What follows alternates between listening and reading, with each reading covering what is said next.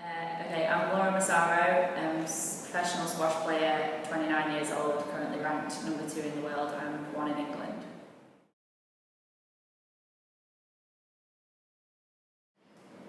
Yeah, the psychological demands of squash are quite tough, obviously playing in quite close proximity to your opponent in quite a small area. So the rallies can be, a real range from real lengthy, long rallies to quite short rallies, and it depends on your opponent's style of play and how you handle that. So it's important to have key things that you know in your own mind what work for you on keeping you focused no matter how the rallies kind of pan out length and pattern wise.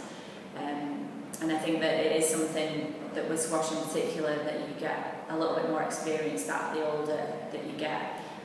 So the more time that you have on tour, I think you start to learn a lot more about yourself and how to handle those different situations.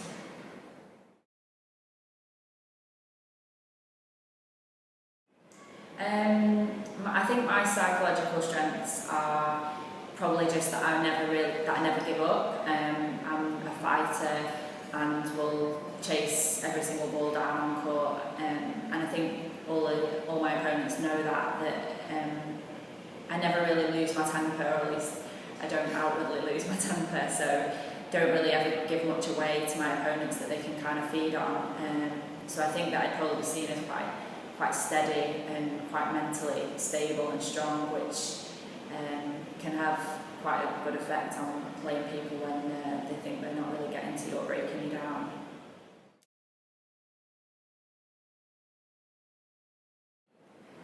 I think probably psychologically preparing is quite difficult to do. I mean, I remember when I was younger I used to get really nervous before matches, and that's definitely not there as much as it used to be. And I don't think it's because it means any less as such. I think it's just probably because I've realised how to handle my nerves, and also maybe how to reframe the matches a little bit so that your nerves normally come out of fear, I think, fear of failure, and I think I've redefined some boundaries of what failure would be in my mind in terms of playing. So it's just a case of getting in that right frame of mind, making sure that I'm not thinking too much about results, and I'm completely 100% focused on my game plan for that particular opponent, and little technical and psychological things that I know that I need to execute when I'm on court to get my best performance out.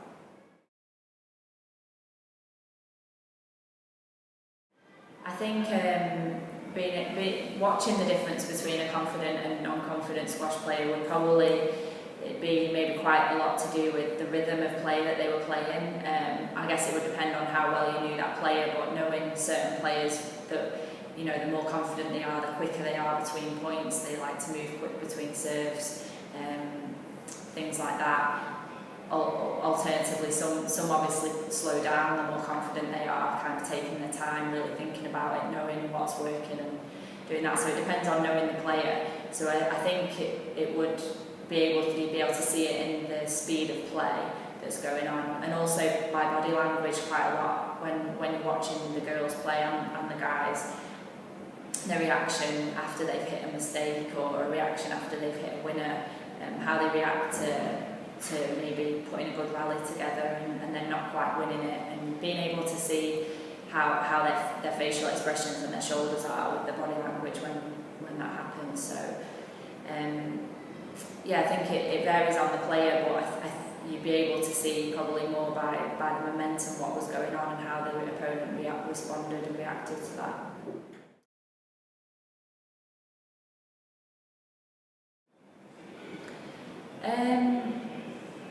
I think it's important depending on the players, different movement patterns and things like that. Some people tend to move in a slightly different way, and they can use that ability to maybe slightly get in the way, try and ruffle the feathers a little bit of the opponent, and just see how they respond to that. So it's a case of handling those different situations and, standing up for yourself, feeling like if someone is getting in your way or they're trying to kind of ruffle you up a little bit, that you stand up tall to that and respond in the right way rather than kind of getting angry about the situation. So I think the mind games are a lot more subtle, and you can't really definitely say either way. So it depends totally on the situation.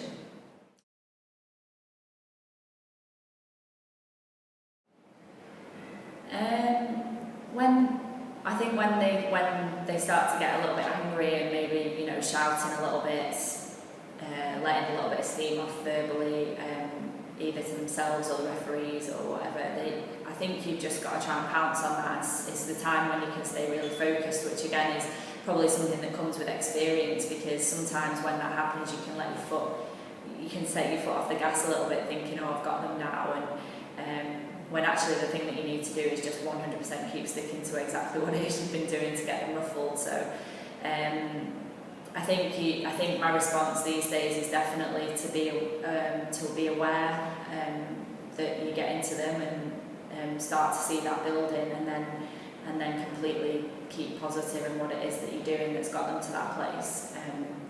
But to do that, you have to be aware of what it is that you've done to get them to that place. So again, it comes from experience, from knowing what your game plan is and sticking to it, rather than going on and just playing willy-nilly. So if when that happens, you know exactly what it is that's got them to that place.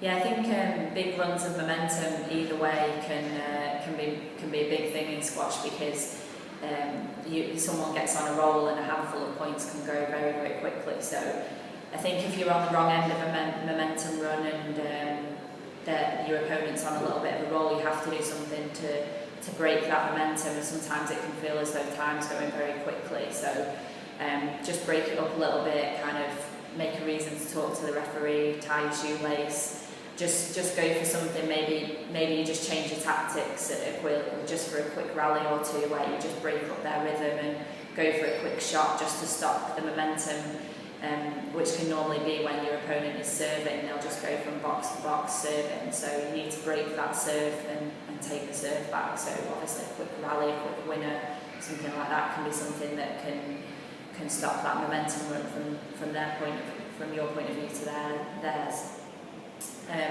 But if it's yourself that's got the run of momentum, it's important to be aware when someone's if they are trying to break that momentum. So if someone stops and ties the shoelace, it's important to stay calm and not get frustrated, and kind of revisit the game plan and make sure that you're aware of what's been working, so that when the rally starts again, the momentum has carried on rather than being broken. From your point of view, if you carry the momentum to try and keep up the same sort of speed, the same sort of pattern, so that you get in from service box to service box quite quickly.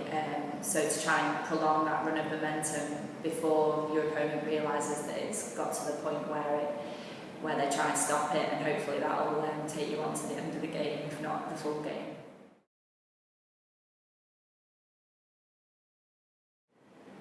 I think in squash, mental toughness probably comes down to playing the really big rallies at the right times, and playing the big rallies well.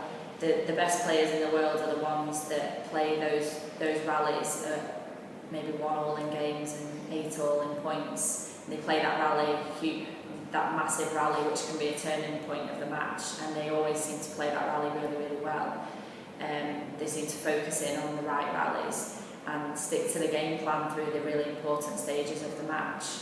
It's basically probably mental toughness probably is when you're playing an opponent and just when you're thinking you might have a chance, they close the door on you. And it's quite demoralising to feel that when you think you may be getting a few chips or chinks in their armour, they close the door on you and don't allow you to carry on in that vein. So it's about staying tough mentally, but also staying tough physically, which obviously then goes into the mental side of being able to handle that tiredness and being able to stick to your game plan mentally when physically you are very tired, which is hugely mental.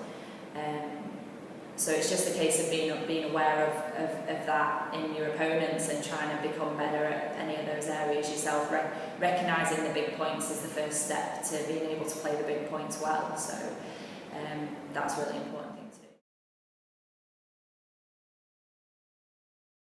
Yeah, I think the best way to try and get the most out of yourself mentally is probably to, depends obviously if you're an amateur or a pro, but it's important to set out clear goals for the match before you go on, which I know some people think would, be a bit of a waste of time. I just want to go on and, see how I play, but I think it's important that you set out goals before you go on court, what it is you want to achieve from the game, and then when you're on there, you have to find a way for that to become your sole purpose. So if your goal is to hit the back corners really well, or if it's to